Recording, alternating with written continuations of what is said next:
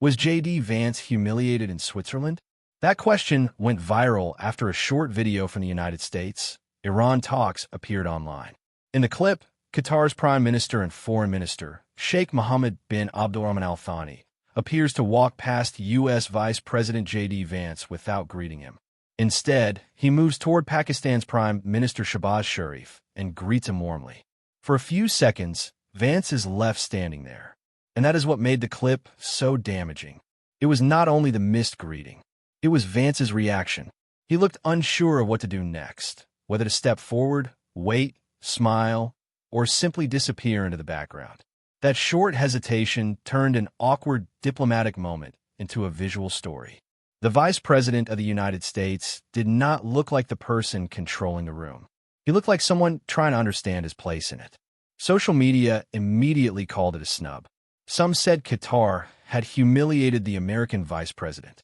Iranian-linked media used the clip as proof that America is no longer respected.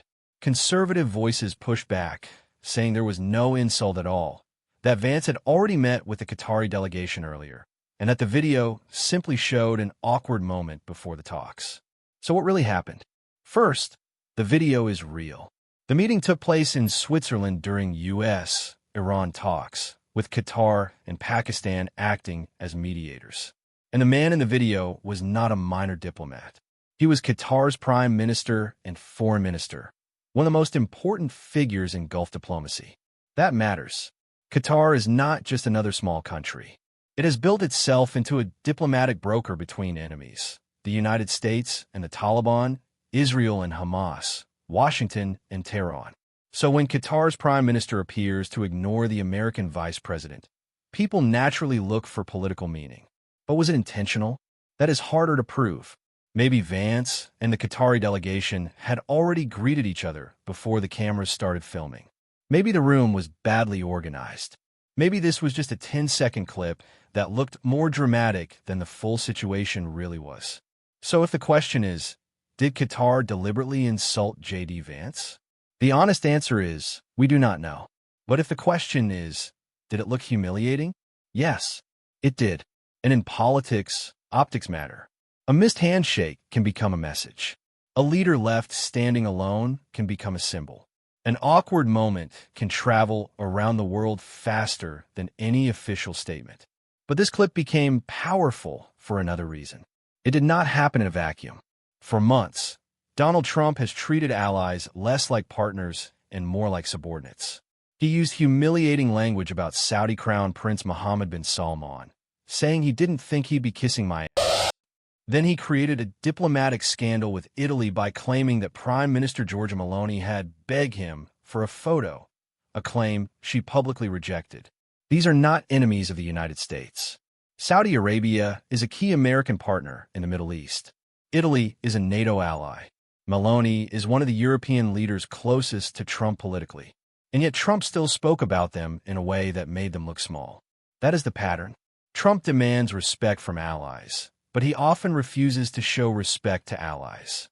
He speaks about foreign leaders as if they are clients, dependents, or people who should be grateful for American attention. That may work at a rally. But diplomacy is not a rally. Foreign leaders also have pride. They have domestic audiences. They have status to protect. Gulf monarchies, European allies, Asian partners, they may still need Washington, but they do not want to be publicly treated as servants. This is why the Vance moment mattered. Maybe Qatar did not intend to humiliate him. Qatar is not Saudi Arabia. Doha has its own foreign policy, its own ambitions, and its own complicated history with Riyadh. So we should not say Qatar snubbed Vance because Trump insulted the Saudi crown prince. That would be too simple. But the broader point is real. The Trump administration wants allies to perform respect. It wants images of American dominance. It wants foreign leaders to show that Washington is still the center of the room. But respect is not a one-way performance. If America humiliates its partners in public, those partners may still cooperate behind closed doors. But they will also look for ways to show they are not simply taking orders. Sometimes they do not even need to plan anything. A single awkward image is enough. That is what happened in Switzerland. So no, We cannot say with certainty that JD Vance was deliberately snubbed. But we can say this. The clip became a humiliation because it looked like one, and it looked believable because it fit a larger story. American power is still enormous, but American authority is no longer automatic. And when a president treats allies with contempt, he should not be surprised when the image of American dominance begins to crack in public.